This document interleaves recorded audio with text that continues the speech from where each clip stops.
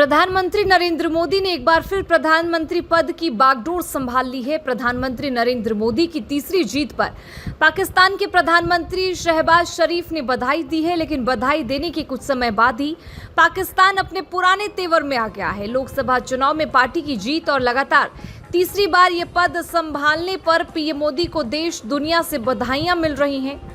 पाकिस्तान के प्रधानमंत्री शहबाज शरीफ के बाद अब उनके बड़े भाई नवाज शरीफ ने भी मोदी को बधाई दी है। पाकिस्तान के पूर्व पीएम नवाज शरीफ ने बधाई देते हुए कहा कि तीसरी बार पदभार संभालने पर मोदी जी को मेरी हार्दिक बधाई।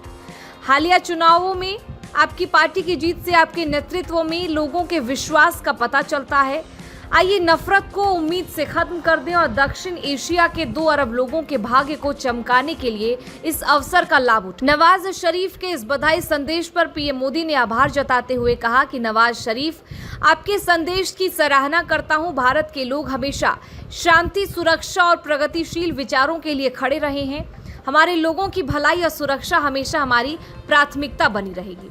वहीं अब शहबाज की बधाई को लेकर पाकिस्तान के रक्षा मंत्री ख्वाजा आसिफ ने कहा है कि बधाई संदेश को प्यार का पैगाम न समझा जाए, बल्कि कूटनीतिक मजबूरी के चलते पीएम मोदी को बधाई दी गई है। पीएम मोदी ने लगातार तीसरी बार प्रधानमंत्री पद की शपथ लेकर देश के पहले प्रधानमंत्री जवाहरलाल नेहरू के रिकॉर्ड की बराबरी कर ली है।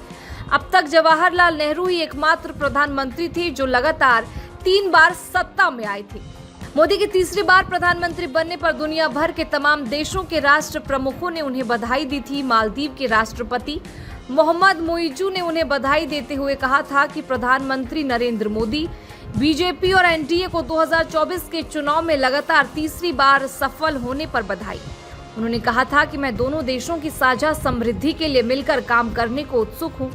तो वहीं इटली की प्रधानमंत्री जॉर्जिया मेलोनी ने भी पीएम मोदी को बधाई देते हुए कहा था कि नई चुनावी जीत और अक्षय काम के लिए शुभकामनाएं। निश्चित है कि हम इटली और भारत को एकजुट करने वाली दोस्ती को मजबूत करने और हमारे राष्ट्रों और हमारे लोगों की भलाई से जुड़े मुद्दों पर मिलकर काम करना जारी रखेंगे। तो वहीं श्रीलंका के राष्ट्रपति रानिल विक्रमसिंघे ने भी पीएम मोदी को बधाई देते हुए कहा था कि एनडीए की जीत ने प्रधानमंत्री नरेंद्र मोदी के नेतृत्व में प्रगति और समृद्धि में भारतीय लोगों के विश्वास को दिखाया है। सबसे करीबी पड़ोसी होने के नाते श्रीलंका भारत के साथ साझेदारी को और मजबूत करने के लिए तत्पर है। बता दें कि लोकसभा चुनाव में बीजेपी ने 240 सीटों पर जीत हासिल की है, वहीं एनडीए को 292 सीटें मिली हैं।